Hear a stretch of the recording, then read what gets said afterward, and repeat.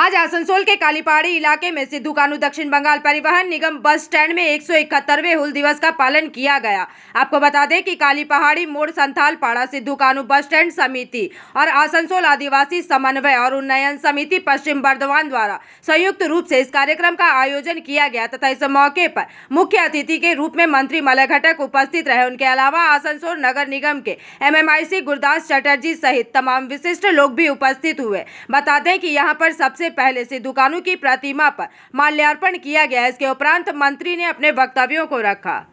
विभिन्न स्कीम থেকে শুরু করে কিন্তু উন্নয়নের জন্য করেছেন। একটু আগে ডাক্তারবাবু বলছিলেন যিনি জঙ্গলমহল অঞ্চলের মানুষ, সেখানে ঝাড়গ্রামে কানু সিদ্ধু নামে সেখানে ইউনিভার্সিটি হয়েছে। আজকে পুরুলিয়া ইউনিভার্সিটির নাম সিদ্ধু কানু ইউনিভার্সিটি, পুরুলিয়া ইউনিভার্সিটির নাম। এই বাস স্ট্যান্ডের নাম কি? Sindhu Kanu bus stand.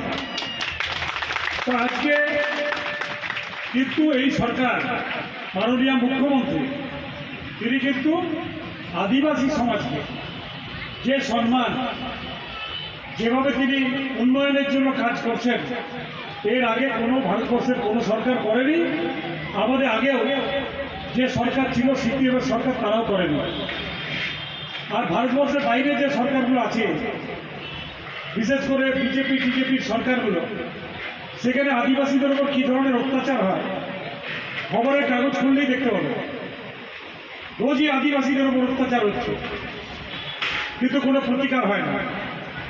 কিন্তু আমাদের রাজ্যে মাননীয় মুখ্যমন্ত্রীর নেতৃত্বে আদিবাসীরা কিন্তু মাথা উঁচু করে থাকেন, মাথা উঁচু করে সমাজে বসবাস করেন এবং মাথা উঁচু করে দাঁড়িয়ে থাকেন।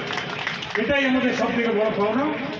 তাই আমার বক্তব্যকে দীর্ঘায়িত না করে আজকে যারা এই অনুষ্ঠানটা এখানে করছেন, আমি তাদেরকে ধন্যবাদ জানাই। এরপরে আমাকে আরও একটা। आसनसोल से बिजू मंडल की रिपोर्ट, PVTV न्यूज़।